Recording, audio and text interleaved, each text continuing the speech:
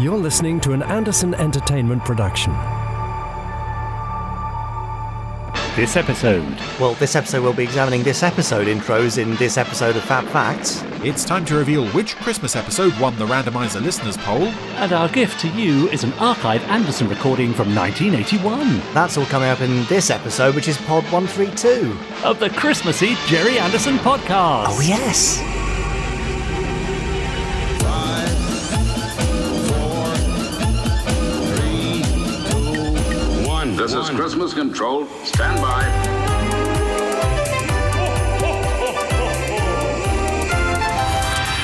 Let's go.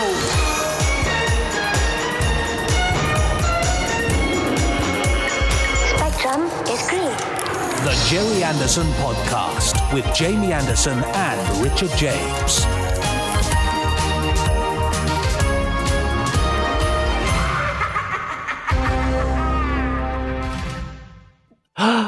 Oh, it's so exciting. What is? That we're doing the podcast or that it's Christmas? Well, what do you think, Jamie? We do the podcast every week, but it's only Christmas once a year. You're right. And it's not quite Christmas, but it will be very soon. Yes. At the end of this week, I believe, if this Yes. is the 21st of December that we're releasing this Pod 132. Is that right? Yeah, so this is our Christmas edition, isn't it? Surely. It is. It's the Christmas edition of the Gerry Anderson Podcast. Hooray. I am Jamie Anderson. I was trying to think of a Christmas pun name, but I couldn't be bothered. I thought you were trying to think of your name for a moment. Well, I did forget how old I was yesterday evening, so yeah, there we go. I'm Jamie Anderson, you are... I'm Richard James, and we're here for the next probably hour and a half or so. That's normally the way it goes. Talking all things Gerry Anderson with a special Christmassy slant. Jamie, shall I tell them what we've got coming up? Yes, but just before you do, don't forget, over there, sat in the sleigh, surrounded by presents, is Christmas Dale. Doesn't he look fantastic with that big white beard and the red outfit? That's resplendent. lovely. He's been working on that beard all year, and well, Chris, it's paying off now. I might just go over and sit on his knee and tell him what I want for Christmas. Please ask permission first. From a grown-up, yes. What else is coming up today, Richard James? Well, we have got Chris Dale, as we have mentioned, coming up a little later on with his amazing randomiser. I think it might even have a Christmassy theme this week. But we'll see. You're right. Yes. We'll be heading on over to our Facebook page to pick up some special Christmassy wishes from our podsterons. We've got a little bit of news from the Gerry Anderson universe. Not much this time of year, but there must be something going on. Probably. We've got Fab Facts. We've also got, and I'm very pleased to announce this, special appearances sprinkled throughout the podcast from the one and only Terry Adlam. And we know what that means, don't we? Yes, it's Christmas cracker joke time. So they'll be coming up a little later on as well. And Jamie, what's this special archive recording we've got coming up? Well, it's a special archive recording, Richard. Right, all that coming up on the Gerry Anderson Podcast. It's an audio recording shared with us very kindly by Mark Jones from as it says on the tape, an Anderfan Minicon in 1981. Ooh. God, there's a lot of smashing together of words there. I know, isn't there? But it's it's a really nice little recording. Obviously suffers from the usual archive aberrations. Right, yes. But it's pretty good and it's really interesting and just nice to hear something that many people will never have heard before. In fact, anyone who wasn't at that convention in 1981 will not have heard it. So right, yeah. Something to look forward to. Absolutely. Shall we give Terry an airing before we go any further? Oh, come on then, let's go and pull our first Christmas crackers with Terry Adlam. Hi, Podsterons. Like that person you never really want to invite round for Christmas, but they always turn up to spoil the fun, it's me, Terry Adlam. Now, I've often wondered why there has never been any Gerry Anderson-themed Christmas crackers. Could you imagine the bang when you pulled them? Also, could you imagine how bad the Christmas cracker jokes would be if I was allowed to write them? Well, imagine no more. Because after knocking back one too many sherries, Jamie, Richard and Chris thought it would be a good idea to ask me to do just that. Will they never learn? So without further a Christmas do, stand by for groaning. What was Troy Tempest's favourite Christmas song? Diving Home for Christmas. What present did Father Christmas give Torchy the battery boy when he heard that he felt a little run down? A charger. What did the Anderson fan buy his girlfriend for Christmas? A Joe 90. What happened to Youngstar when he ate some Christmas decorations? He got tinselitis. And what did Sheriff Tex Tucker call the one-legged horse he got for Christmas? Clip. Oh, Terry. Hey. You can always rely on Terry Adlam for a terribly good gag. A very special thanks to Terry, actually, for all these that are coming up throughout this podcast, because he was very busy, so busy, but he managed to put aside a little bit of time to not only write, but record these wonderful gags for us to make us feel all a bit more Christmassy. Thanks, Terry. Well, Yeah. I'm already feeling 20% Christmassy, so with 5 more, I'll be up to 120%. Yeah, well, imagine that. Well, I daren't even think about it. It's too terrifying to contemplate. So to distract us from that terrifying contemplation, Yeah? let's dive into Fab Facts. Oh, even at Christmas? Now, time for this week's Fab Facts. Okay, so as to not tax my brain too much, I'm going to revert to the usual format of Fab Facts with the book flicking for the rest of this year. Yeah. We Stick with what you know. might revisit the kind of memory-based random word thing that we'd done a couple of weeks ago in 2021. But for now, Richard, I've got a book of Fab Facts. I'm going to flip through that book. You're going to shout Fab, and I'm going to stop flicking, and then read out a Fab Fact from that page where I've stopped flicking. Are you ready? Yeah, I think I am. Good. Here we go. Fab! Oh. Now, you've waited until the 1990s, but it's something that goes back to earlier times. Right, okay. So, Richard, I'm going to list for you Yes. 3 Gerry Anderson shows, Okay. and I want you to tell me what they have in common. Go on then. Thunderbirds, I got it. Space 1999, Season 1, Okay. and a little-known Gerry Anderson show, I think you probably won't even know it, Space Precinct. Never heard of it, no. What do those three have in common? Aside from them being Gerry Anderson Productions, you mean? Well, that's too obvious, and I already said Gerry Anderson Productions. So we've got 1 marionette show and 2 live-action shows, so it's not that. No. Music? We're not even talking music, because... Well, you're sort of getting warmer with music. Am I? Yeah. Well, Space Precinct wasn't Barry Gray, although the No, other two it's not were. the composer. No. Well, I don't know. Go on. What happened at the end of the opening titles of Space Precinct? End of the opening titles. Well, we had a little sort of this episode, Sting. Exactly. What Yeah? happened at the very start of the Thunderbirds opening titles? Very end of the son of it. We sort of had this episode sort of Sting. Absolutely. And what happened sprinkled through the Space 1999 titles through the guitar? Wow, wow, wow. Kind of this episode sort of Sting. I see. Okay. Absolutely. So the thing these 3 shows have in common is they contain montages of exciting clips for the upcoming episodes. I see. All in the opening titles. Whole point they were there is to hook the viewer, keep them watching for more. Yes.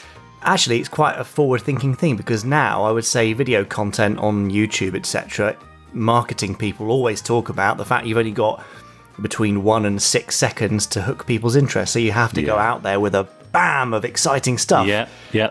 Well, Dad and his crew were doing that in the 60s. Amazing. Yes, it's true. So, although Thunderbirds probably wasn't the first show in the world to use that technique, and certainly wasn't the only 60s show, Mission Impossible did it, for example. Oh, yeah. It's certainly something that feels very Anderson-y, isn't it? It's true. Yeah. Well, we do it, don't we, at the beginning of the podcast? Well, exactly. We Come do on. this episode because, even though it's only been in 3 of many more than 3 shows, 3 out of 18 or whatever it is, it still feels quite Anderson-y. Anyway, throughout the 70s and 80s, lots of American shows would open with a montage of clips right before the opening titles. Everything from The Incredible Hulk and Dukes of Hazzard to the A-Team, and even that action-packed sci-fi saga, Murder, She Wrote. Eh? Well, obviously it's not. I was only messing around. But they tended to be a bit more dialogue-heavy, maybe with some action moments cut in. I can't even remember any action moments from Murder, She Wrote, to be Well, I honest. can remember many, so you clearly haven't been paying attention. All right. There wasn't much of that Anderson-style fast-cutting action set to music that was actually built into the titles themselves for those shows. However, in 2003, one show did start to use that kind of montage in its opening titles. Yeah. Ron Moore's reboot of Battlestar Galactica. Was that 2003? It was, yes, Oh my 17 God. years ago. Wow, okay. Woof, there we go. Yeah. But this was no accident, you know. Ron Moore grew up watching Space 1999. Yes, of course. And he deliberately styled Galactica's This Episode montage after Space 1999's, or as he put it, proudly stole it. Oh, right. Yeah, fair enough. He proudly stole the idea from Space 1999. In fact, when asked if he would be interested in reviving any other classic sci-fi properties, he said, I thought about Space 1999, but it was such an insane premise that I had no idea what to do with it. Wow. But there was something appealing about doing something so outrageous at the same time.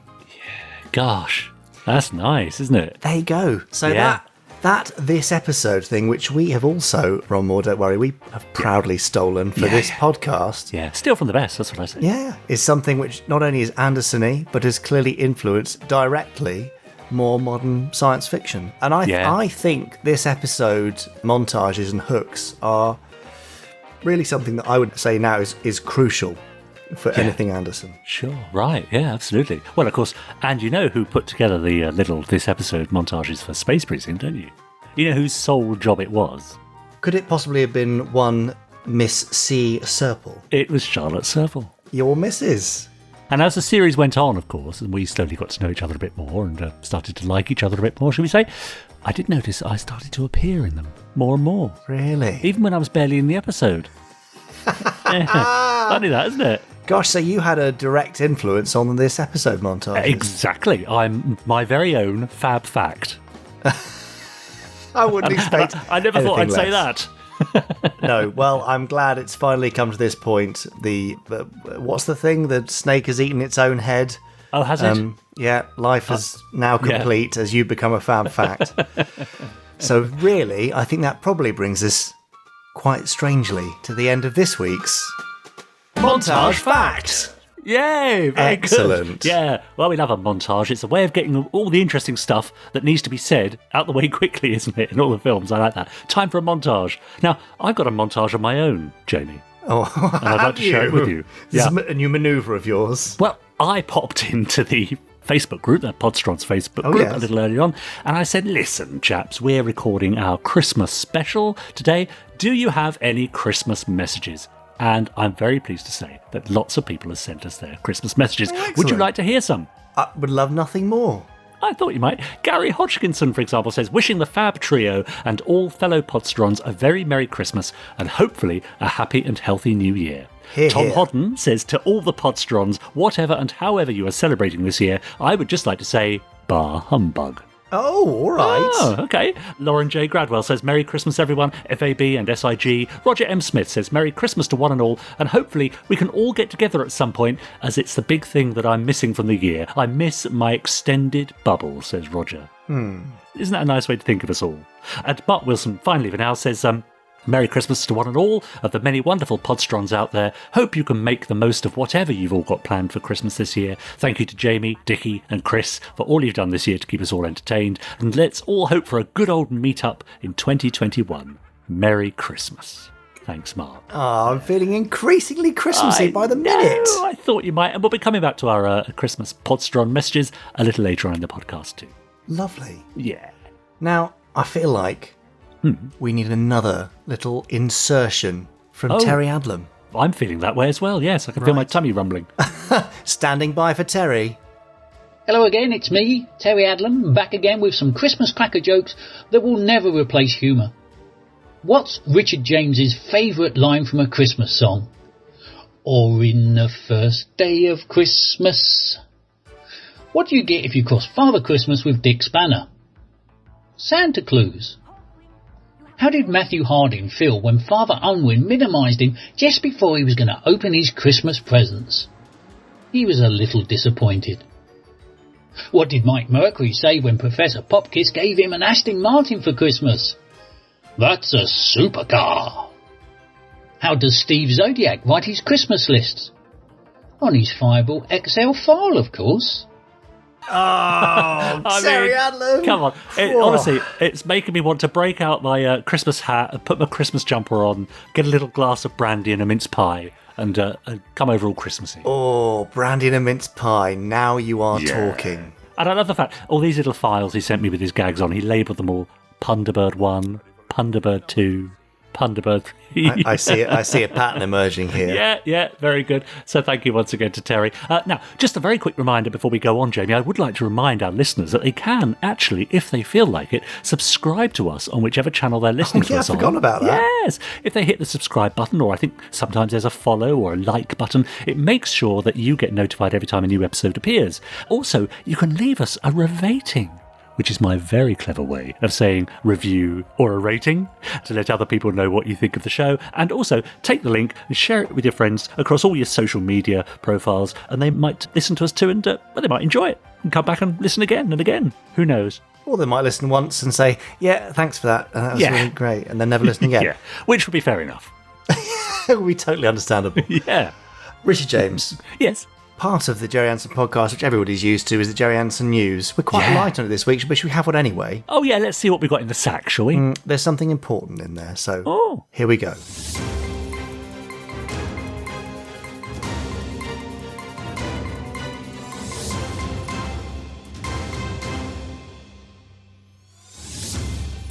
Gerry Anderson News, Richard, go on. What is it? Newsy news, Christmassy news. Oh, nice. Yes, it is. Some newsy news. Now, it is Christmas week. Most people are winding down from work and having a bit of a break.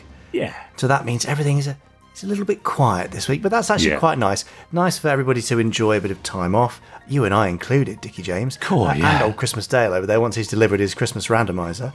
Yeah. But it also gives us time to reflect and think about nice things and amazing contributions from people. One of which I would like to suggest would be the late, great Gerry Anderson. Indeed. Better known as Dad to me. Now, Boxing Day marks 8 years. I cannot quite believe 8 years since his passing. And as usual on Boxing Day, I would love it, Podstrons, if you would flood social media with your happy memories of everything Anderson. Wherever you can, use the hashtag #CheersGerryAnderson. We managed to get it trending, I think, last year, and it was picked as a Twitter moment and various other things, and it was really, really lovely. Yeah. So I'd love to see that all over again. Share your favourite bit of merch, share your favourite moment, your favourite frame from your favourite Anderson show, your favourite vehicle, how a Gerry Anderson show, or even the Gerry Anderson podcast perhaps, has got you through a tough time, particularly this year. We've had a lot of lovely emails from people this year saying how they've sort of found comfort in everything Anderson. So whatever your memory, as long as it's positive or vaguely positive, then please do share it on social media on the 26th of December, that's Boxing Day, with the hashtag #CheersGerryAnderson. We would really, really appreciate it, and I look forward to reading all of your memories there. And I do spend Boxing Day mostly reading and replying to those tweets and posts across social, so thank you in advance. Lovely.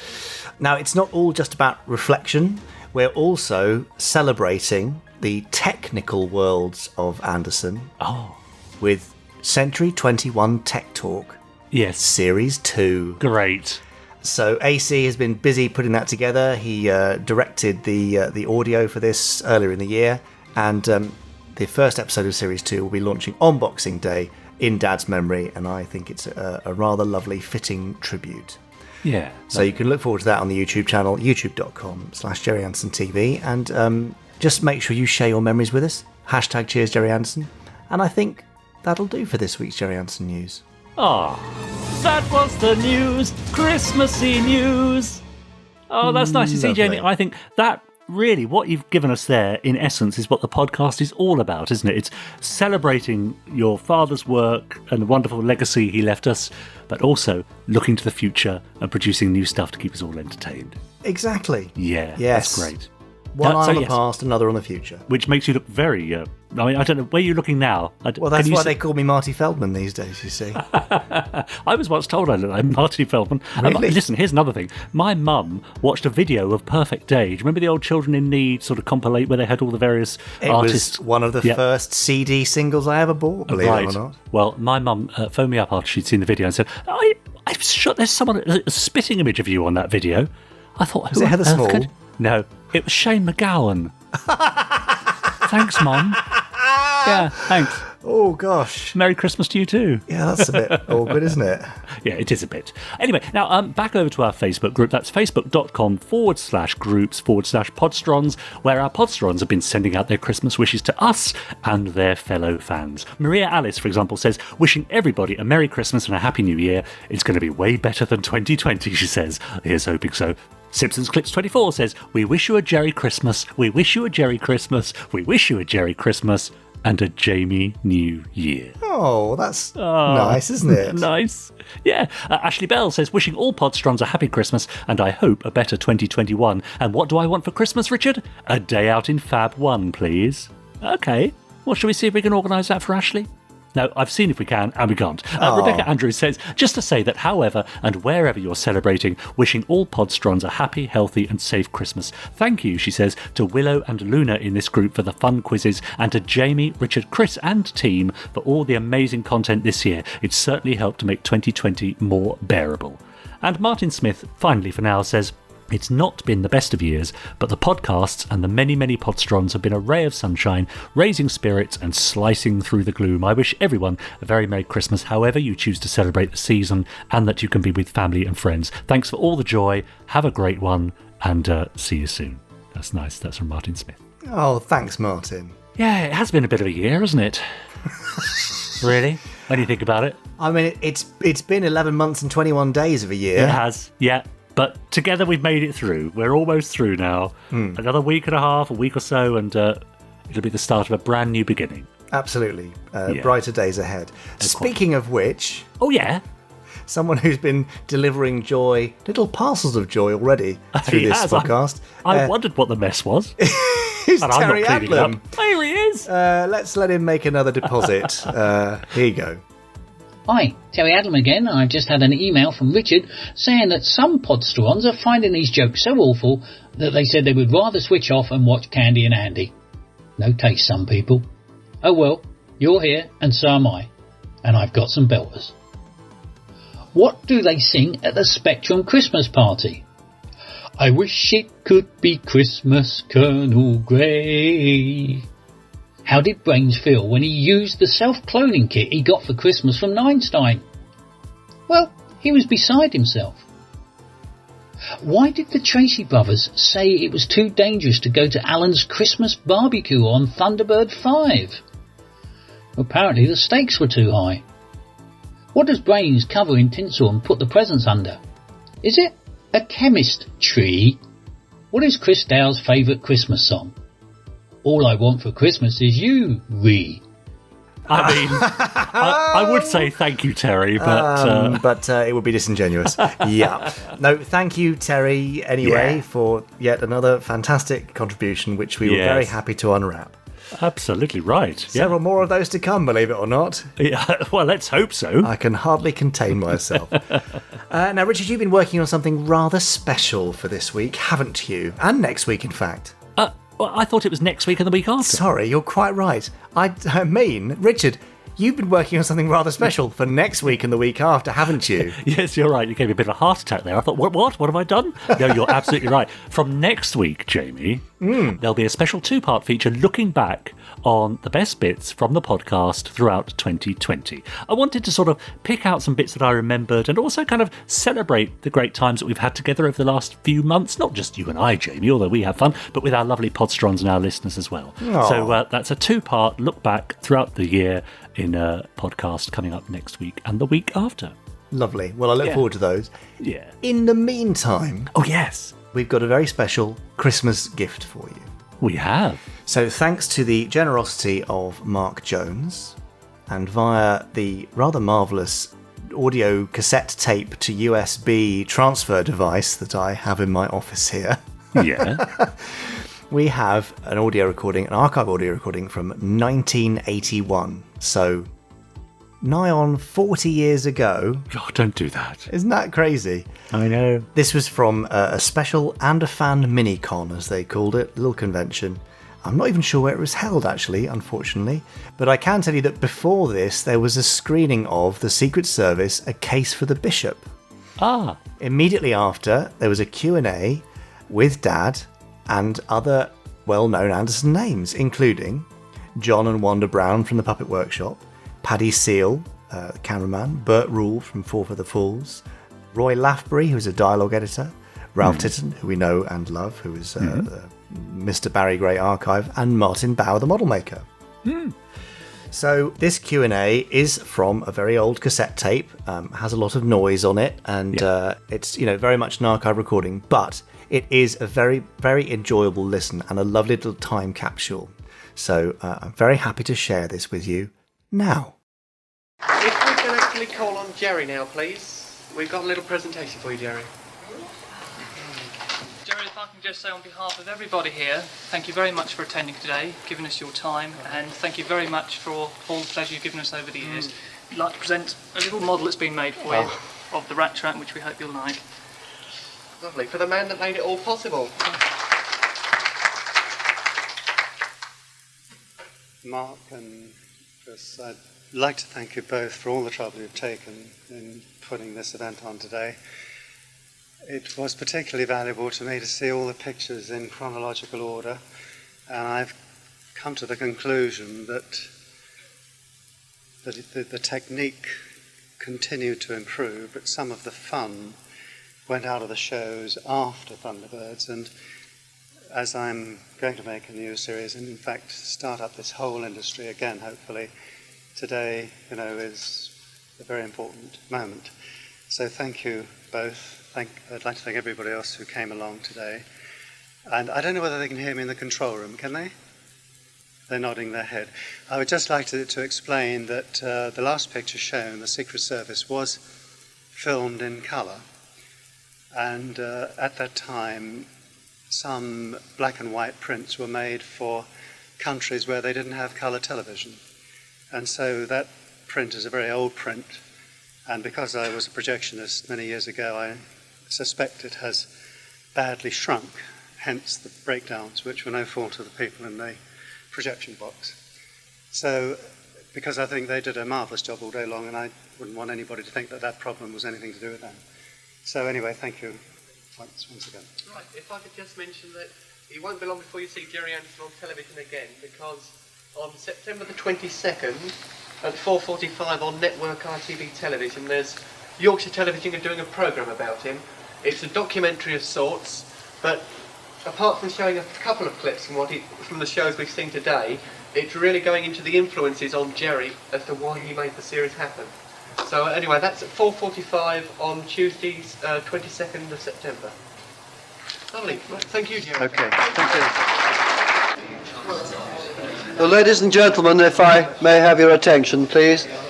We come now to the question and answer session, during which Gerry Anderson and his team of experts will endeavour to answer all the questions I feel sure you're just bursting to put to them.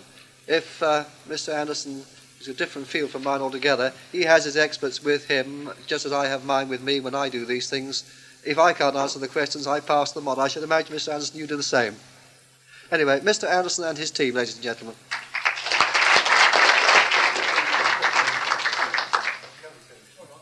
Good afternoon, ladies and gentlemen. I'm going to introduce the team, that is to say, part of the team that are here today. And since I will be talking about people and series made 15 and more years ago, if I make any mistakes, I trust I will be forgiven. So, starting with John Brown, who is nearest to me.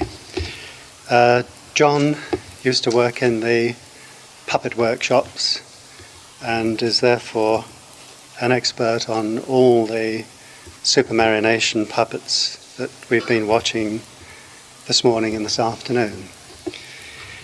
Today, John, in fact, is a special effects man and works on all the big pictures and makes all the big money. Next to him, Paddy Seale. Now, I haven't seen Paddy for a long time, and I was delighted that he turned up today. Paddy was a lighting cameraman on the series, and I just had to check with him a moment ago. We had so many units working simultaneously, and I think there was something like 250 people working on those programs, and I was checking with Paddy what exactly he did on Attack of the Alligators, and he normally filmed the puppet element, but on Attack of the Alligators, because we were in a bit of a panic for a number of reasons, he in fact photographed many of those special effects you've just seen. Moving along the line, we have young Bert Rule. Bert Rule is somebody that has a special place in my heart because I started life as a cutting room assistant in the feature film studios, and I was always a little envious, I suppose is the word, of Bert, because he was always working on the big pictures and I was always working on the little pictures.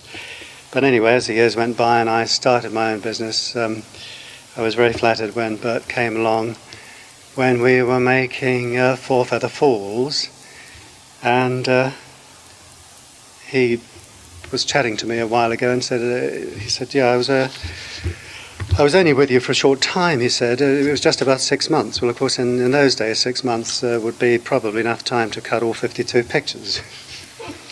But anyway, Bert was the Four Feather Falls man.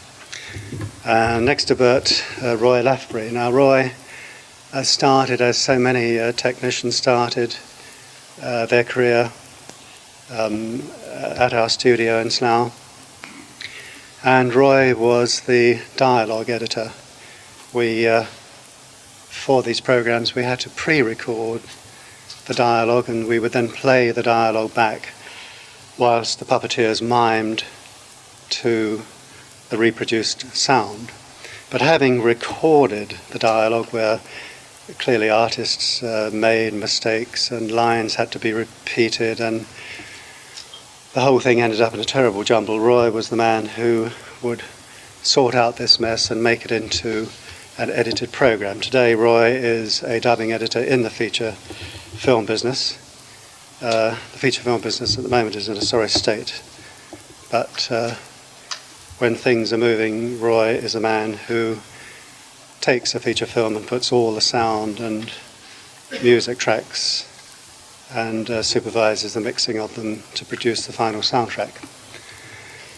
And we come to a little girl, in all senses. I think she stands a little higher than the puppets, but not much. Wanda. And I remember Wanda's arrival at the studio because our key puppeteer was Christine Glanville.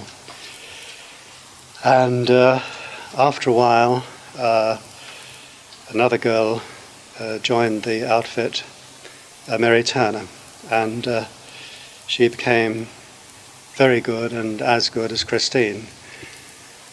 And I always claimed when I went to Rushes, that is to say the film that had been made the day before and we were now screening in the theatre, I always claimed that I could tell who was operating the puppet purely and simply by the behaviour of the puppet, until one day somebody told me, no, you're wrong, Gerry, that puppet is not controlled by Christine. No, it's not controlled by Mary Turner.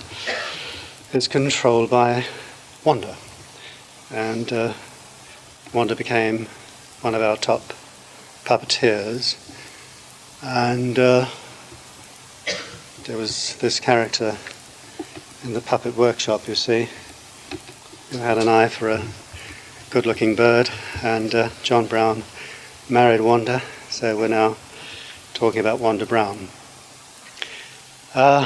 Next to Wanda, and not half as pretty, is Ralph Titterton. Now, Ralph was not part of the team, but he should have been. Ralph is one of many people who are enthusiastic about supermarionation, and he has studied it. And I think he knows everything there is to know about the series, the people, the techniques, and so on. And I always have him around for that sticky question. If I can't remember I look at Ralph, and hopefully he does. God help me if I don't. Right.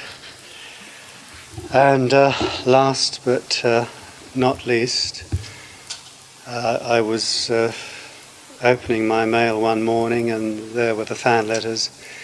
And there was a particular letter with some Polaroid photographs, and these Polaroid photographs were of models.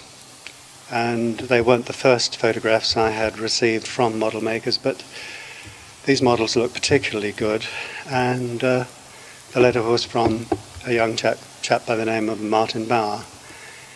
And I wrote to him. He came along for an interview to see Brian Johnson, I think it was. Yeah, he's nodding his head, so that means yes. You can always understand him. If it goes sideways, it's no, if it's up and down, it's yes. Anyway, Martin worked on Space 1999 and made most of the models that we used in the mini episodes. And since Supermarionation involves the marriage of puppets and special effects and models, he is here to answer any questions on models. Martin, since Space 1999, has in fact worked also on many big special effects pictures, The Alien, to name but a few. So the organisers, Mark Jones and Christopher Leach, are very anxious that this should be an informal convention and that everybody should relax. And so the idea is question and answer. The first question is always a difficult one. You know, it always takes a few seconds to break the ice. So has anybody got a question? Aha. I'd like to ask one about did you each take an individual character to operate all the time on the film? No. So that you were free, you took whatever. Yes, you took whatever. There were so many characters in one scene. I mean, for certain scenes you might have as many as 50 puppets, in which case it was a case of one in each hand, one on one foot and one in your mouth as well. No, it would have been nice if we could have taken a particular character. I mean, I think Parker was always a nice character to operate because he had that voice and that face. And he was always very nice to operate. And Lady P, when she was dressed in one of her more elegant gowns, was always very nice to operate. But no, it was a case of the head puppeteer usually took the main character in the scene, and then the rest of us just filled in. But we certainly had our favourites, of that there's no doubt. I think I would have to say Parker, because of his character. There was just that little bit more to him. And Lady P, when she looked elegant, was very nice to operate. I think the ones with more character were always the favourite ones to operate. I would just add that I agree with that. Watching the films today, I think that the puppets that were caricatured were the more successful, and I think that when we see the later pictures where we produced correctly proportioned puppets, looking back, I think that we lost something. May I ask a question about puppets again? How did you create the characters for them? Was it by the design of the clothes, or the voices, or the puppets' movements? How did you create the character of the puppet? Well, I suppose I'm the qualified one for that. The only thing that I could say is that from a script writer, you have your format for that type of person, whether it's going to be good, bad, comical, or whatever you like. To try and tie down time, I always used to ask Sylvia Anderson, who I dealt with on the character side, what kind of person she saw that, because if I explained to you that he was blonde, blue-eyed, good-looking, then you could come up to me with half a dozen faces.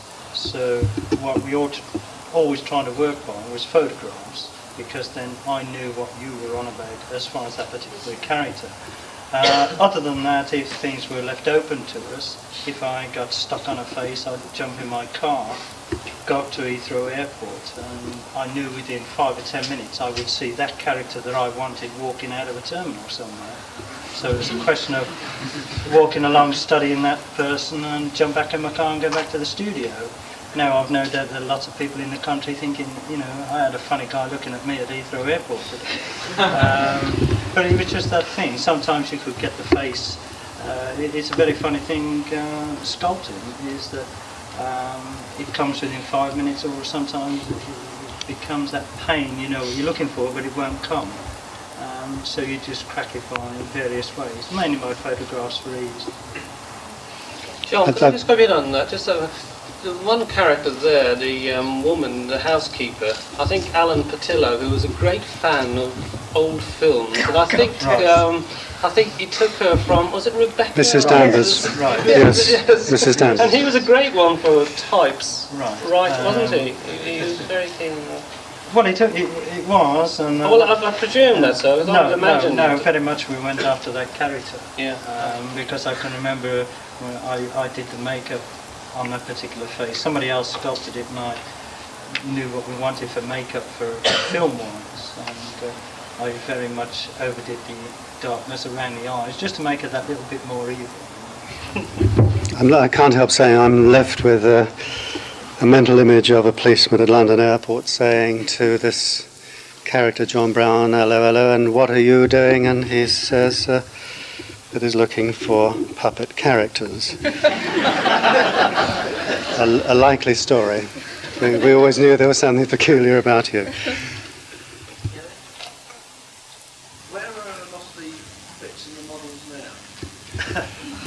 now? That's a question It's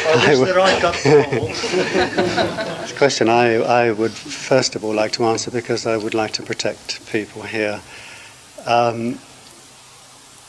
When we finished each puppet series, our storerooms were full to the brim, puppets and models, and like any other film studio, we were limited with space. And of course, when each series finished, the order went out, sadly, burn the sets and destroy the models. And I always told people that if they wanted to take anything as a souvenir, they could. So there are obviously puppets and properties around belonging to people who worked at Century 21 because they were given to them, and they are their property. They don't own the copyright, but they do own the properties. So having said that, and hopefully protected them from the long arm of the law, we might now get some answers. Where are they? Oh, I'm safe. Anybody got any ideas? So having answered that question, Jerry, if I remember rightly, so many people told me that you played the voice of Robert the Robot in Five Works All Quiet, and some other character, Susie, I believe. Is it true? Who's the other character? Susie. No, sir. No, you're not going to pin that one on me. And in fact, if I wanted to be clever, and I do, I didn't really play the Robert the Robot, technically. Robert the Robot was produced by using a vibrating device which was pushed up against the jowl here, and I then had to push my face into an aperture in a soundproof box which had a microphone in it, so as to isolate the microphone from the source of this vibrating sound, and then I would mouth the words and so modulate this sound. And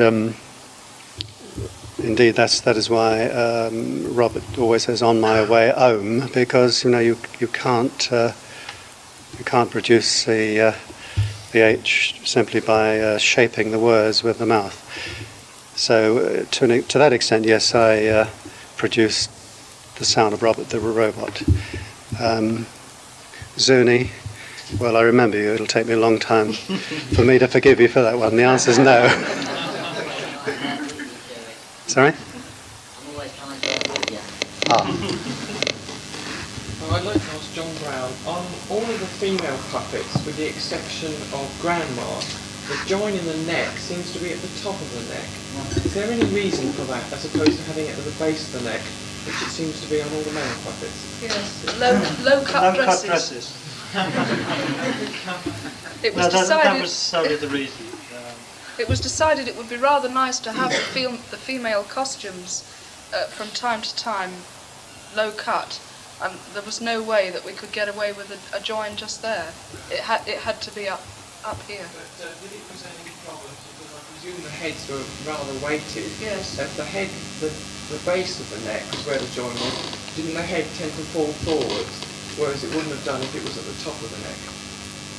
Well, it was just a different type of neck joint for each particular thing, so it just counterbalanced itself out, you know, is that what you've got in one certain dimension as opposed to another, it just worked out. I mean, they were, neither methods were perfect, but when you consider we were trying to do so much and did so much with them, then we were very successful. So can I continue? When you're filming a close-up of the puppets, did you ever grasp the body and keep that stationary when, say, you were doing the top 3/4 of the body? Because I can't really see how you could get away with it without the legs swaying about the place. Well, they were fairly heavy things anyway, and in 9 cases out of 10 you could just have a puppet sitting there and you could turn the head quite easily. But on the odd occasion when you were straining away on 8'6" of strings and the head wouldn't turn for some reason or other, then we had a floor puppeteer who would come in and, excuse me, Roy, grab hold of the puppet, perhaps like that, just to steady the body a little so that you got enough pull on the head. It wasn't always easy. It depended a lot on the position that they were sitting in. Also, I've noticed when they're standing up, the head movement seems to be a bit more restricted than when the puppet is sitting down. Yes, again, it would vary perhaps from puppet to puppet and from position to position. I mean, sometimes it was very easy to turn the head, you had no problem at all. And other times it was an awful strain. I mean, you could be round here with the control and the puppet's head would still be over there before it... I mean, sometimes it was very easy to turn the head, you had no problem at all. And other times it was an awful strain. I mean, you could be round here with the control and the puppet's head would still be over there before it would jerk round, because the strings were so long that there was a sort of a delaying action, if you like, between your movement up here and 8'6" down below. Speaking as somebody who directed some of the programs, the point you made about the long shot puppets having restricted head movement, what I found down on the floor was that I would talk to the puppeteers and try to get the character to stand upright, and always the problem was to get the puppet to stand upright, and yet a little more weight taken would just lift the feet off the ground. And so, of course, when the head was turned, the whole puppet would swing round. And so, you know, the art, not the art of the puppeteer was to get the puppet to stand upright in long shot, but keep sufficient weight to prevent the body from moving. And just to add another point, Wanda was talking about heads sometimes jamming. That was for a variety of reasons. Sometimes it would be the collar perhaps would be rubbing against the neck, or dare I say it, sometimes because John Brown, who had been working rather late than that before, and we'd got mechanical trouble. Fair comment? Yes, sir. I'll buy that one. For more from the Century 21 team, tune in for part 2, coming in pod 135 of the Gerry Anderson Podcast. Some rather lovely voices from the past there. Yeah. Some of the people there, obviously, are still with us, but many not. And so it's lovely to be able to share something like that with you. So, Mark, thank you again for allowing us to share that with our lovely podsterons. We hope you enjoyed that archive Christmas gift. Well, it is really lovely. There is something peculiar to Christmas, isn't there? It's the time where we do look back, don't we? And there's particularly something nice. I know you sort of apologised up front for the sound quality of the tape and so on, but there's something even about that's so Christmassy and lovely, isn't it? And nostalgic. You know, it's like putting on an old record or slipping into a comfortable pair of slippers or something, isn't it? Oh, speaking of which, where are my slippers? To the sound. Yes. No, lovely. It is. Yeah. It is something rather remarkable. Yeah. Now, we're looking back 40 years there, but next week and the week after, we're only looking back through, well, the last 11, 12 months.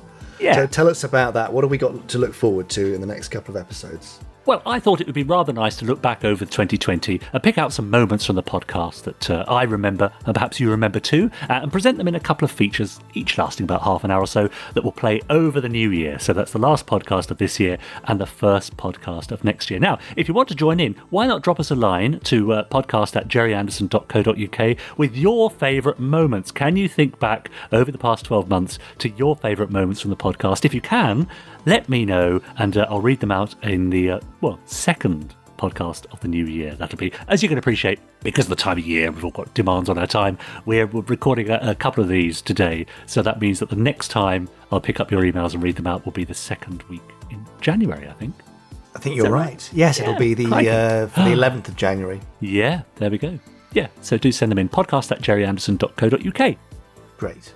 Now, Richard. Yes. Christmas levels are increasing. They certainly are. Due in no small part to the marvellous contributions of Terry Adlam. Oh, yes! Shall we let him give us one more? Go on, then. Apparently Richard was going to introduce me this time and tell you that I was entirely made out of Lego. I said, no thank you, I don't like being built up like that. So I do it myself. Here's Terry Adlam and his crackers. That didn't quite sound how I wanted it to. Never mind. Well, what happened when Dick Spanner tried to explain Halley's Comet to Mae East? It went right over her head. What would Gerry Anderson use to get to the moon? A space sheep. In Space 1999, what was the name of the character that only wore a paper uniform? It was Helena Russell.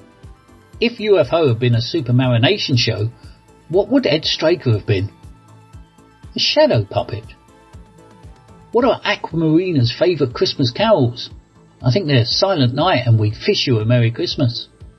Very nice. I mean, I'd like to say they get better and better. But would you say that? Would you say better or would you say unbetter? Yeah, that's right. Yeah, nice. Thank you, Terry. Yeah, I mean, it is nice because, of course, normally for our Christmas special, we'd have a guest, or last time we had 2 or 3 guests. We were at the QI offices, weren't we, in Covent Garden? For Christmas Fab Live. Yes, gosh, with Lee Sullivan and Terry, and Alex Chris was Bell. with us as well. Oh, Alex Bell, yeah.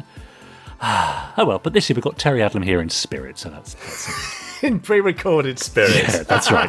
Perfect. Now, back at our Facebook group, CJ List has sent us his Christmas greetings, saying Merry Christmas to all podsterons, and a special Christmas shout to Willow, Luna and Mark for supplying worthy distractions this year, like quizzes, watch parties and colouring tasks throughout this troubling year. Also a special shout out to the gift that keeps on giving, the Randomiser. Sometimes informative, other times hilarious. Sometimes I would say, CJ List, both informative and hilarious. But that's just me. Jack McMorrow says, everyone listening and recording have a happy Christmas and eat too much. Also, thank you for the podcast being there for much needed distraction during this pandemic. Pierre Fontaine says, despite this year being such a disaster, the one thing I can count to come to my rescue are the weekly Gerry Anderson podcasts. Thank you for keeping the dream alive. I hope everyone really enjoys the holidays, no matter how you celebrate them. Mark Perkins says, too many emotions to sum up in a short message about my feelings for this year and hopes for the one ahead. All I'll say is, thanks to you 3 for the continuing entertainment with the podcast, and thanks to my growing band of Podsteron friends for companionship and support. I mean, that's lovely, isn't it? There's such a theme developing here of companionship and friendship and people helping people through the last 12 months. It's very nice to hear. More messages a bit later on. Yeah, that's what we're all about, helping you through, absolutely. So, and thank you for being part of that. Now, we're not only here to help you through difficult times in the year, we're also here to help you through Terry Adlam's wonderful jokes. Yes, that's right. We'll hold your hand through these. Honestly, it'll hurt us more than it hurts you. Let's have one more before the randomiser. Over to you, Terry. 'Twas the night before Christmas, when all through the house not a creature was stirring, not even a mouse. Phew, that's the last time I hire a rodent to make my Christmas pudding. Meanwhile, why are the Zeroids' Christmas parties the best? Because everyone comes round and the room is full of Christmas fear. What did Jeff Tracy say to Alan when he told him that he couldn't find any milk for his coffee in Thunderbird 5? Jeff said, "In space, no one can. Here, use cream." You get it? In space, no one can. Here, use cream. Oh, forget it. Moving on. Why did Zelda give Youngstar a fridge for a Christmas present? So she could see his little face light up when he opened it. When I had to send my Thunderbird's Christmas jumper back because it was full of static, how much did my new one without the static cost? Nothing. It was free of charge. What did Parker get when he was caught stealing an advent calendar? 25 days. Oh, when you said they get better, you were lying. I rather like that forced laughter you gave there, Jamie. Oh, sorry. Come on. It wasn't. It wasn't forced. It was genuine. Yeah, right. I mean, you know, sort of hysterical laughter is in madness. But yeah, absolutely. Thanks, Terry. Yeah, Fantastic. It's lovely, isn't it? That's great. Now, is it time for a Christmassy randomiser? Oh, is there such a thing? Well, we know very well, Richard James, that this week's randomiser is a bit less random than usual. In fact, it's been voted for by the Podsterons. It's true. Let's hand over to Christmas Dale to explain more. Why don't you use the nuclear-powered cooker, Mrs. Tracy? Well, I never did get the hang of those rods. It's much faster. All right, Kirano. They'll taste better this way. Well, everyone, I must congratulate you all. The place looks wonderful. Yes, it looks lovely. Oh, hello everyone, and welcome to another Christmas on Tracy Island. Yes, once again, Marina and I have been invited to spend Christmas with International Rescue. I know. And actually, we're just at the present giving stage now. Alan? Yes, Tintin? I've got something for you. It's in the bathroom. The bathroom? Come and see what I brought for you. Hey, what do you suppose Tintin wants to show Alan? In the bathroom? It's hardcore, Scott. Well, that's not the point, Brains.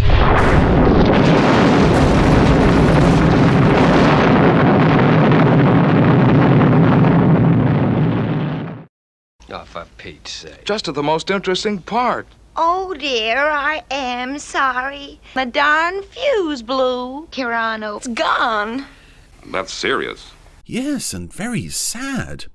Anyway, we should probably get on with this week's randomiser, which, if you recall, has been voted for by the Podsterons themselves in a poll over on the Podcast Listeners Facebook group. The results are in, the votes have been counted, and luckily I've got good old Jeff Tracy here to help me with the countdown. That's right. Yes, I gave you all the names of 4 Christmas-related Gerry Anderson episodes so that you could vote for which one I'd get to watch today. You can see one. Indeed. Anyway, starting with number 6. 6. What? Yes, see, I forgot that people can apparently add their own choices to Facebook polls, and some of our Podsterons decided to add their own nominations instead, presumably thinking that this is some kind of democracy instead of a strict dictatorship that I rule over with an iron fist. Anyway, at number 6 with 3 votes, we have Lavender Castle with Diamonds Aren't Forever. Oh. It wasn't on the list, it isn't Christmas related, so next one please, Jeff. 5. At number 5, it was New Captain Scarlet, Enigma, with 9 votes. 4. At number 4, we had Terrorhawks, A Christmas Miracle, with 18 votes. 3. Number 3 was another option added by listeners. It was Thunderbirds, Give or Take a Million. I'm afraid that's not possible.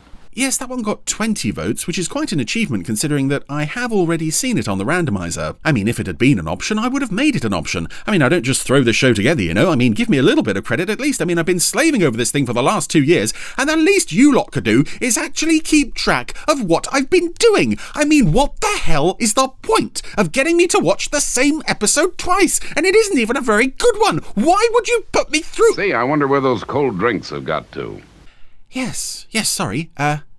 Anyway, next one please, Jeff. 2. Number 2 was Joe 90, and 26 votes for the unorthodox shepherd. 1. But our runaway leader, as I think everyone probably knew it would be, was Stingray, and a whopping 67 votes for A Christmas to Remember. So, here it is. Jeff, would you like to do the honours? Okay. Stand by. For action? Sure. Okay. Father! Yes, let's start it quickly, please, before the annual Christmas family arguments start. Oh dear. So, welcome to the winner of the very first Randomiser listeners poll, the first and possibly the last such poll, considering how it went. Full-scale emergency in operation. And I'll let you in on a little secret here. I'm actually recording this episode about a week before the deadline that I set in pod whatever it was. So at this point, this episode has not yet won. Bones had sighted the enemy. But I think the fact that it's got more than twice as many votes as the number 2 slot kind of guarantees that it's gonna win the day. And if it doesn't, if something else gets a sudden dump of votes in the next week or so, then we are in serious trouble. For answers, the enemy was attacking. We had just 3 seconds to fire the Sting missiles. But 3 seconds was enough. But I am really happy to see this one come up, because this is, I think, my favourite of all the 4 candidates. The 4 candidates out of the 6 that were available on this poll. This is an episode I've always loved. A few seconds before the missiles connected with their target, and we watched the enemy crash to the seabed. Which is a shame, because out of the 4 Christmas episodes that were up to vote for, it's the only one that isn't available in HD. They sure were relieved in the control tower. But hopefully it won't be too long before that's resolved. And I know we always seem to be hearing, Stingray, it's coming so soon, Stingray is coming. I had to take the enemy crew. But one day, it will be here. Before they opened fire on me. And I won't have to stick with these 20-year-old DVDs anymore. Anyway, I've waffled over. I crawled into the Sting missile launcher. A fairly dramatic opening to this episode, actually. Stingray shooting down an enemy submarine and Troy getting this very strange idea in his head to shoot himself out of the missile launcher. I don't know how he doesn't reduce himself to a pasty red smear on the airlock door as he hurtles in like that. I'd hurt my arm coming through the hatch. I felt pretty bad. Oh dear, poor Troy. I love his narration here as well. And it's not often I get the chance to say Don Mason is a good actor, a good voice actor, which is a shame because he is. The cabin was completely empty. As a matter of fact. But you don't really realise that until he gets something a bit out of the norm to do. Anyway. Back to base. He's in this little orphan boy's room, Barry Byrne. Engineers are at this moment examining it. Gee, Troy. Yet another Super Mario Nation child character. But actually, I don't find this one too offensive. You were in bed. Can you give me a few minutes, Atlanta? I got something to show you. Oh dear. Lots of interesting things in this boy's bedroom. It was swell of you, Troy. You can see in this shot only he's got a model of Fireball XL5, and there's also some supercar pajamas on his bed. Time, Atlanta, you know that. You knew Barry's father, didn't you? Yes. Yes, I did. I'm Barry's mother. Oh, I mean... But don't let's talk about that. Well, what did you think of my bedtime? Yeah, Barry is an orphan. It's another very rare reference to death in Stingray. His father apparently was a WASP officer who got killed. I'm coming through the hatch. You old fraud, Troy. But I guess Barry would have been kind of disappointed to know you only slipped off a chair putting up Christmas decorations. Oh, well, why couldn't we have seen that scene? May have colored the story a little, but basically it's true. And here's Barry with a model of Marineville. Troy, look what I made. Oh, I mean, great. That's great. It's perfect. You must know every little detail about Marineville, Barry. I've got to.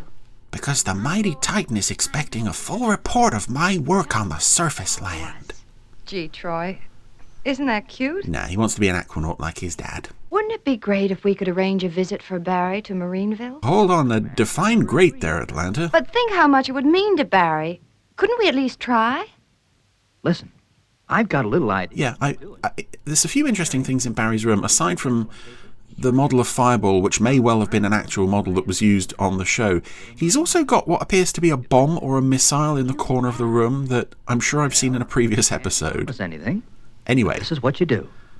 Write down exactly what I say. Dear Troy Chambliss, you really want me to read this letter, Captain? Why, yes, sir. And this is one of my favourite scenes in the whole Bert series. in the Wasp's orphanage. His father served under you, Commander. Yeah, Captain Byrne was a great guy. Great guy. But even if his son has asked to come to Marineville... Oh, I know. That's impossible, sir. But I'd still like you to read the letter. It's real cute. So where is this Wasp's orphanage, if not in Marineville? I think the World Aquanaut Security Patrol is... Oh well, who cares, as long as the children aren't here. I'm going to enlist and be just I wonder how many are actually in there. Go on, Commander. Here comes an awesome bit of puppetry. Favorite Aquanaut, Troy. I love that. Gee, it must... The way Troy just casually turns his head away from the compliment. I know. I'm awesome. Everybody loves me. Come and stay with you and Atlanta for a visit. He can't, Troy. You know the rules. Of course not, Commander. And Atlanta for a visit. Then I can meet the man my father was always talking about. If I have got a hero, then I guess it's the man who actually runs the Wasps. Because he takes all the responsibility. Yeah, Commander Shore must be a real swell guy. What's the matter, sir? Nothing. Troy, yeah, he sounds a nice kid. You know, if you like kids. You know, I've been thinking. I love that that subtle emotional manipulation of Shaw by Troy. It's a really sophisticated bit of writing and performance from the actors and the puppets as well. The way Troy Troy, you go and collect it. Has worked a visit now for Barry, and from one great scene, we go to another. Troy has now collected Barry. He's driving him to Marineville through just snow-covered fields, and over in that field, there's Atlanta and Marina making snowmen. And this scene has absolutely no reason to be here. It's padding. It's not really padding because it's not very long, but it's just another little moment to add to the Christmas flavour, and everything looks so beautiful in the snow. I will add, it's a bit of a shame we can see the snow is clinging to the puppet's wires, but then we cut to this gorgeous shot of Marineville covered in snow. Oh, it's so pretty. This is a very pretty episode. Here you are, Barry, the control tower. Except for Barry the kid. Gee, just take a look at that console. Beep, boop, beep, boop, beep, clunk, beep, beep, beep, clunk. Am I beat? Yeah, Atlanta and Fisher are just ignoring Barry as he's launching missiles off all over the place. Checking out that enemy craft that was towed in. It's a mystery, Troy. No doubt about that. I love as well the way they've painted the walls of the interior of this submarine. It's got a sort of Jackson Pollock, just establish that there's no remote control. Paint lines and dabs and smears all over the place. Could have ejected after the attack. Oh, I doubt it, Commander. We would have seen him. But maybe we ought to check the possibility. I suggest we put someone in here, take this ship and Stingray out to sea. Then we reenact the battle, so that we establish beyond doubt whether the crew could have gotten away without you seeing. And that's a fairly minor, well, no, it's not minor, it's a fairly major part of the story, actually, but it doesn't really feel like it comes to much, the whole submarine thing. It could have just as easily really not been here, but it does add a little bit of mystery, and I suppose without it we wouldn't have a story. Bedtime. I better say good night. Otherwise, Santa Claus will go right past. Good night, boy. Good night. Good night, Barry boy. Oh, his lovely supercar pajamas he's wearing. Yeah, he's actually staying with the Shaws. This is, Yeah, guess that's the boys for me. Commander Shaw's being very sentimental this week. See you later. And here's another really nice bit of dialogue. Very quiet. Let me give you a hand, Sam. That's okay. I can manage. Just that little off-screen reminder that Commander Shaw, you know, obviously we know he's confined to a wheelchair, but there are people around him who don't necessarily know how to deal with him in that sort of situation, and he's got to sort of, no, I'm not an invalid, leave me alone, I can do it. Crew on board. Which is Might have escaped ashore. Which is a really nice touch to the character. It's a nice, Still right now. Nice little reminder in this scene that is a human being sat in that chair, not just the crusty old base commander. Quick, turn out the light, Atlanta. Oh, who could the man in the red coat at the door be? Actually, the Shaws have decorated their house really well. It's not the sort of psychotropic vomit fest that I seem to remember the Tracy Lounge in Give or Take a Million being. Oh, the front door's opening. Lovely touch of the snow being blown in as well. Lantern is having an absolute panic attack. And Troy just kicks the door in the intruder's face. And who could it be? Shucks, Troy. Now, what'd you go and do that for? Oh, I'm just playing Santa Claus. He's even got a red nose. Face got together and bought some Christmas gifts for Barry. I'm just delivering them. Although that could be where the door hit him in the face. Came right in. Again, we've got snow getting stuck on the puppet's wires. Anyway, Merry Christmas, Santa Claus. Which I forgive instantly because this is another gorgeous, beautiful scene. This ice skating scene. And it's not the first time they've done ice skating with the Super Mario Nation puppets. There was a scene in Fireball XL5 Drama at Space City. But this is so much more accomplished. And look, Troy and Atlanta are holding hands. And each of the puppets seems to be doing like a different style of skating. We cut to this sort of casual gliding of Lieutenant Fisher on skates. And then phones spinning around. And, people doing it on one leg, and then we have this lovely shot of Marina standing there just waving. She's not getting involved. She doesn't want to get involved. That's fine. Here comes someone who does want to get involved but can't, Commander Shaw. Well, he's not going to let his wheelchair stop him. Wheelchairs go on ice just as well. He can skate too. Oh, I'm in cutesy overload and it's wonderful. You know, you could almost take this ice skating scene and just have had it as like a special clip on its own. That makes the episode all by itself. Again, it's not relevant to the story in any way. wow. But it's perfect. Say, will you look at this? A model of Stingray. One that's better produced than any that were available at the time this episode was made, and most of the ones that have been available since. Troy, you can't just go joyriding. I wasn't thinking of joyriding, sir. We could recreate that battle with the enemy craft. It's purely routine. Maybe so, Captain. But I have got a hero, then I guess it's Commander Shore. I also wonder as well to what extent Yeah, well, as it... Shaw was involved in whatever assignment it was that Barry's dad lost his life. I'll tell phones and... It possibly wasn't involved at all, but if he is feeling guilty in some way... Whatever happens, we're gonna... The episode handles it very well and very subtly. I also love, for some reason, I love that shot of Shaw looking over at Barry and Marina stood next to him. I love how Marina is just smiling and so accepting of this whole Christmas thing that she's presumably never encountered before. Okay, Barry? This may well be her first Let's go. Christmas in Marineville. Anyway, Troy and Barry are heading down to Stingray. Troy, isn't it great? Barry's on those very unsafe looking injector seats, no seatbelt, and he's wiggling around. He could fall. Injector tubes. He could fall.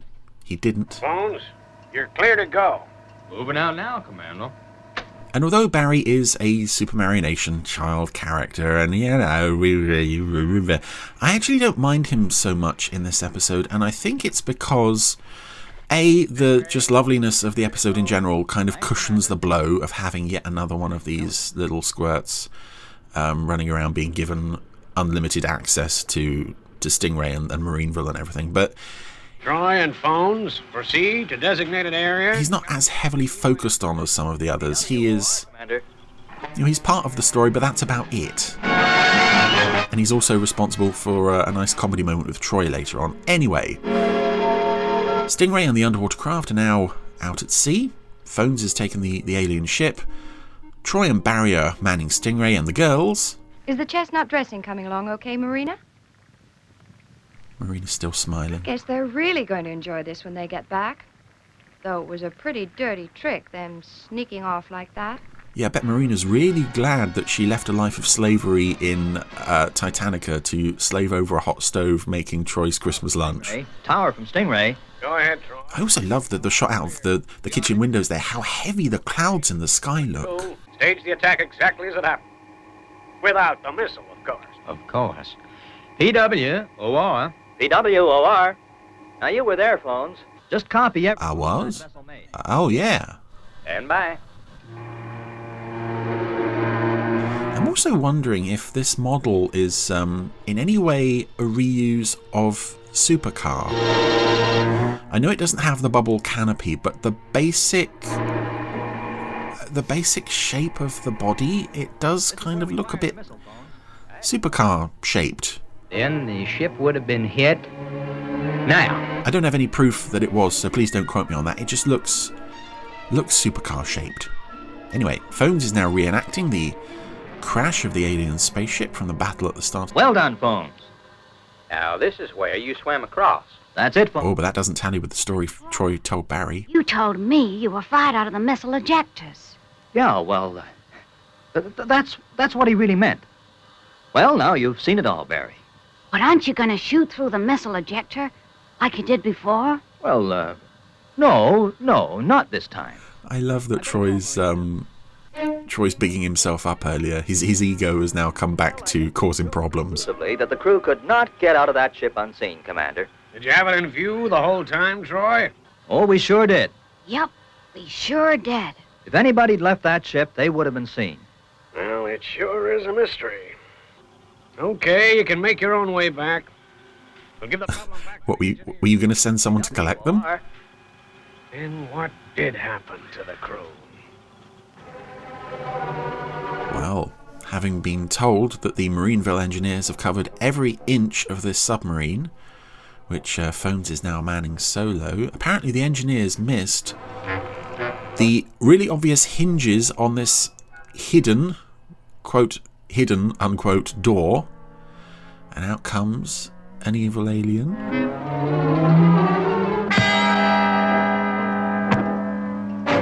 It's Phones on the back of the head with a crowbar, no less. Oh, another dress-wearing alien with a very pointy chin. Ugh. It's coming along nicely. All I can say now is that your turkey? Fellas had better not be late home for their Christmas dinner. Oh, you're going to eat that, are you? Oh, I don't know. You might be spending Christmas with Doc if you do that. So, my friend, you have finally woken up. Where did you come from? I was waiting for you to ask me that. Of course I had to wait until you woke up before you could ask me that. All part of the plan. Plan? What do you mean? We knew that if you discovered the ship empty, you would take it into Marineville.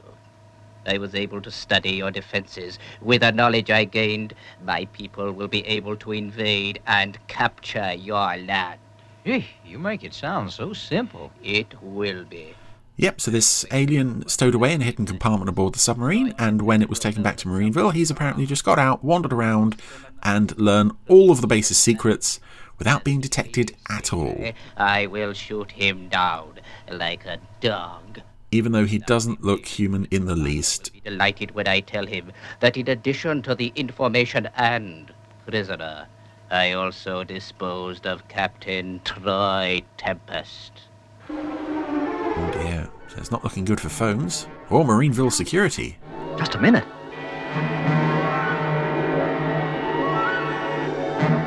Now, why would Phones want to open the hatch, Barry? There's something very wrong over there. What are you going to do, Troy? I'm going to investigate. But if there is somebody aboard, they could shoot me down as I swim across. And I guess there's only one thing to do. Oh? Well, what's that? You'll have to be fired from the missile ejectors again. Yeah, well, you see, Barry, the facts are these. When I said that... Go on, Troy. Go on. I'm listening. That's probably my favourite moment of any Super Mario Nation child character, as much as I hate them, aside from Joe. That little, go on, yeah, I'm listening, they're totally innocent. He absolutely believed Troy. Fire me across? Sure I can. I'm gonna be an aquanaut, remember? Right. In your dreams. And when I call you... Yeah, and Troy has now come to believe his own story. It's brilliant. No sign of Tempest yet. As soon as Stingray's hatch is opened, I shall prepare to fire. You rat, he doesn't stand a chance. And it's Christmas and all. Christmas? What is... Yeah, that's one way they could have taken the story, isn't it? Appealing to this alien's Christmas spirit. Right, sir. Good luck. Thanks, Barry. I'm gonna need it. Fire. Oh, that's it. The little kid has been left alone in charge of Stingray. Tempest. And Troy has come rocketing out of that launch tube. The alien, I'm not sure what his name is.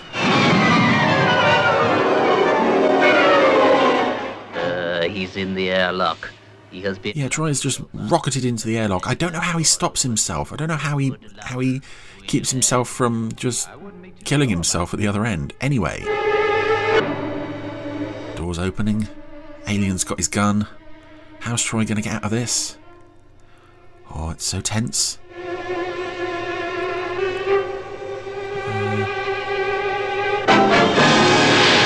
Aha! Troy just waited for an unbelievably long time until the alien got a bit bored. Only winged him. That's the Troy Tempest way. You got a surprise Christmas present for the commander. Oh, great, an alien captive. Yeah, just put him with the others. That's fine.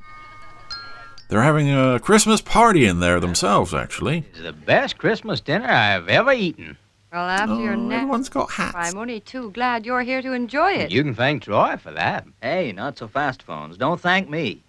Thank our future aquanaut, Barry Byrne. Gee, this really has been a Christmas to remember. Yay. And aside from the tweeness of that line, I love this closing shot pulling out of the window where all our regular characters are having their Christmas lunch and, oh, the snow outside is so lonely.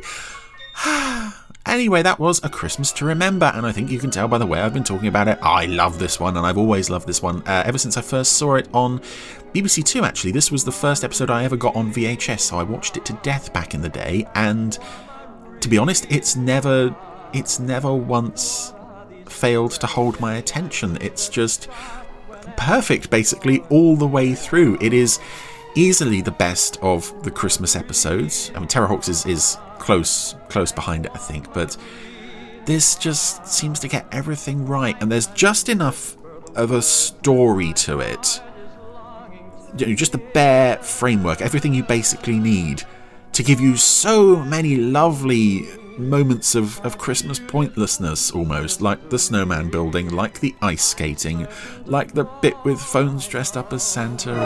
Because you enthrall. Well, this is a very nice Christmas present. Thank you, Podsterons, for voting for this one, despite the few problems with the poll. What more can I say? One of my favourite episodes of Stingray, easily the best Christmas episode that the Andersons ever produced, really. Can't get enough of this one. Merry Christmas, Podsterons.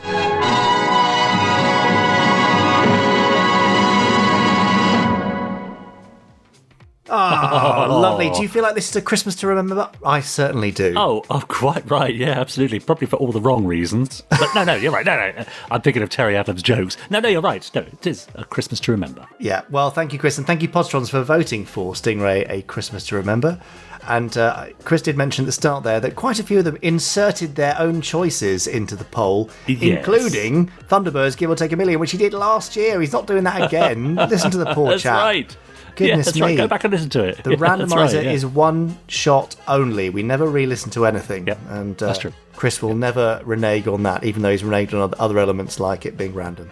Well, rarely. He's a rare reneger. He is a rare reneger on the randomizer. Okay. Yeah, that's right. Thank you, Chris. That's great. Now, before we fall off the Christmas wagon too far, yes. I think we should rely on Terry Adlam to give us one more of his jokes.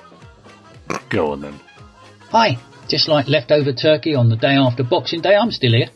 Terry Adlam, the pilot of Thunderbird Pun, with my favourite batch of Crimble chuckles.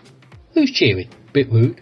I thought this was the time when you covered the actor who played the Fresh Prince of Bel-Air with thyme, coriander and herbs. Yes, it's the seasoning of goodwill.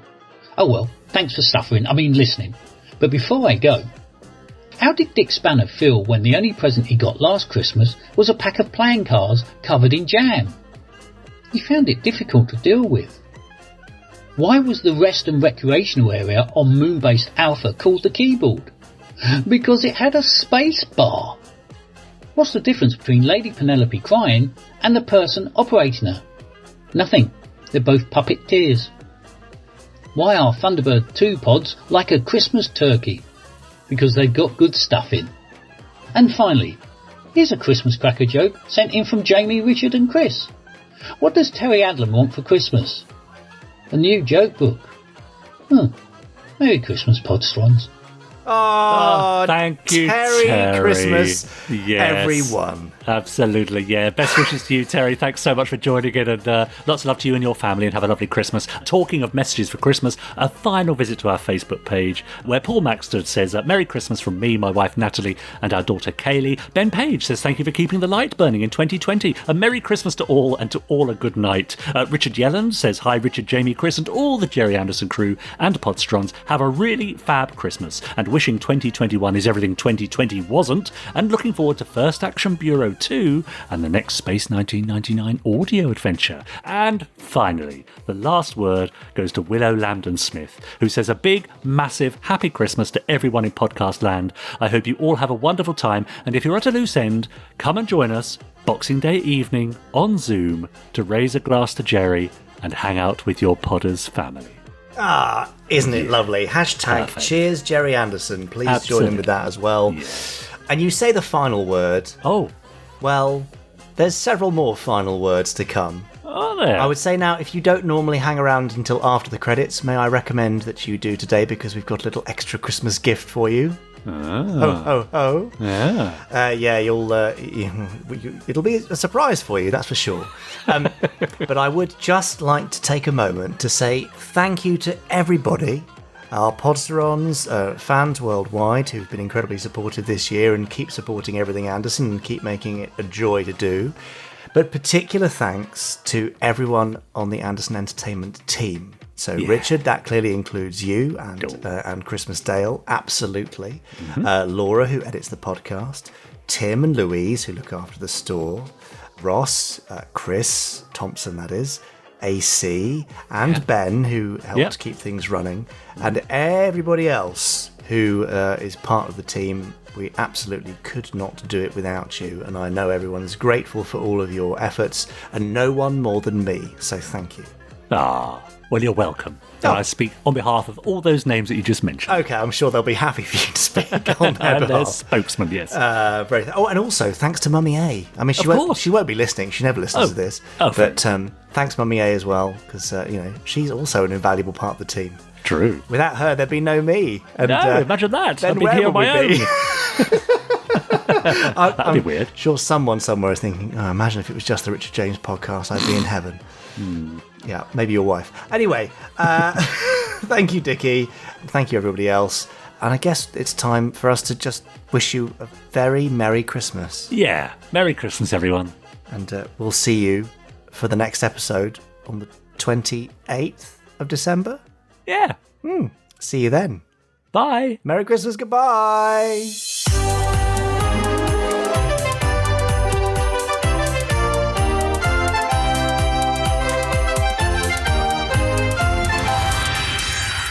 Stage 1 complete. Let's go.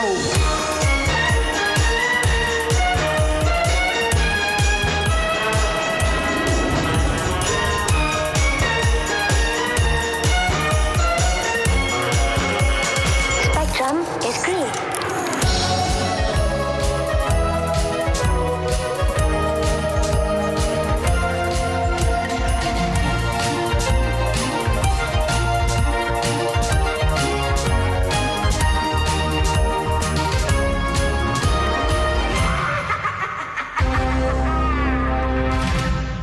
So, Richard, this super secret extra special gift. Yeah, yes. So, I got a top secret message from Christmas Dale. Oh, did you? Yeah. And he's provided me with this rather special Christmas story. Are you ready? I'm ready. Over to you, Chris. And so deep joy to Charlie Dickens who wrote it, and for its moral, because Ebenezer Scroogey so meany-mo, and since the pass of his partner Shivers Jacob Marley long since deep as a deadery doornail. Well, as it begin and near Christmas Eve, Scroogey's clerk Bob Cratchit very much underpay and work harder with one knob of coal in the fireplace and swing his mitten hands to warmer. Merry Christmas, call it Bob to his master. Merry Christmas, bar and humbug, shoutin' Scrooge. All who wish the merry should have it the sprig of holly and stuff it through the heart. When the carol singers gave a fine render of When His Lass Was King of Stevenage, Scrooge not so much as gave a fardel, and snorting through the window with more bar and humbug. Oh, the sadness folly!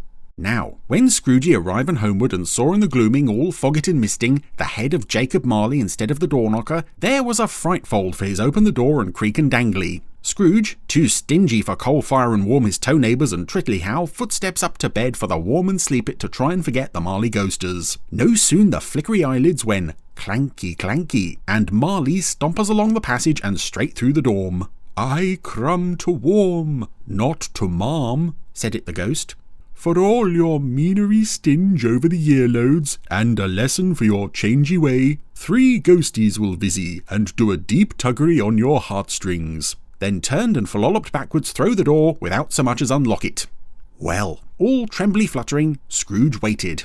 Just as sleepers creepily on, he heard the clock strike 1, and the curtains slowly moving on his 4-poster, and ghostly apparition tug on his nightcap tassel. Oh, Scroob, for your past sin and look it back shamefold from the morn to evil, for only in this way can you learn to be taught. And way back he was tooken by the spirit to the people of his early misdeeds, dear little Fan his sister, and boys and girls playing in the garbage. Also there was a Mr. Fuzzywug who gave a fine ball and celebrale for Christmas. Oh, the joy, if he could have it all over again and mend it. Tut tut. But the spirit move and show him more of the early follies reminder until Scrooge can stand it no longer. Then Ghost Everale in a dazzly white than light. Gone. Well, still Aspen trembled, Scrooge waiting for the next spiriting, and suddenly found himself whoosh in his own room parlour with decorated hollyo, mistletoes, and all paper chains dangled down dilly. And there was the ghostly Christmas present. Fine green robbery with trimmy fur. He said, Mr. Scroogey, look upon, and do you recognise? Ah, yes, said it Scrooge, very heartfeel and meeky. For this he knew was to example him and dig deep into his mouldy pockery and make it Christmas bright, and fill it up the floam bowl and horn a plenty for other people's enjoyme. Oh, yes. Then he found himself transported into the home of his clerky Bob Cratchit, all hard-worky and only 15 shillings pay for feedy family and clothe. Oh, folly! The Cratchit family were having a humble Christmassy enjoyal, and there was a toast call. Let's drink it health to Mr. Scroogey, and they all raisin glasses of weaker currant juice. Me too, cried Tiny Tim, who was Bob Cratchit's tiny son and not too strong. Oh, heartstrings and shamey, thought Scrooge, and a tear dripping dribbly down his left cheekbone, and the spirit left him and departed on a wind of willy whispers. Now the next ghost was called Christmas to Come, and he whisked Scrooge up and forward to a country graveyard thro' lowing herbs and lee, and closely down to a gravestone. What was this? A scription on the stone said, Here lie Ebenezer Scrooge, who in his lifetime creedy rab. This was too much. Scrooge struggled it and freed him with a quick upquake, and it was daylight. Oh, fresh and relief and to start all over again. He opened the window and asked a little boy on a trotty errand, What day is it? Christmas Dale, shouting the boy, and goes slidey down on the ice patch with a whole gang, all sideways 1 foot and follop in a heap for a good laugh. Scrooge, so gladly released from the dreams and nightmare horrible that he quickly dress it and pop a handful of money in the pockery for a spendy spree and give presents. First to the butcher's, and bought a fine goose all pimplowed and prepared for Bob Cratchit's wife for a fine family dinner and stuff it. Then a Christmas puddy for after, and custody with sprintly brandy flabe and set light. And finally, presents all round with a game of Huckle My Thimbold. Oh, the joy of all this, especially as Mr. Scrooge put up the wages of Mr. Cratchit to 25 shilling. They all gave one last cheer for Mr. Scrooge, found a feasty, 'cause we all love him.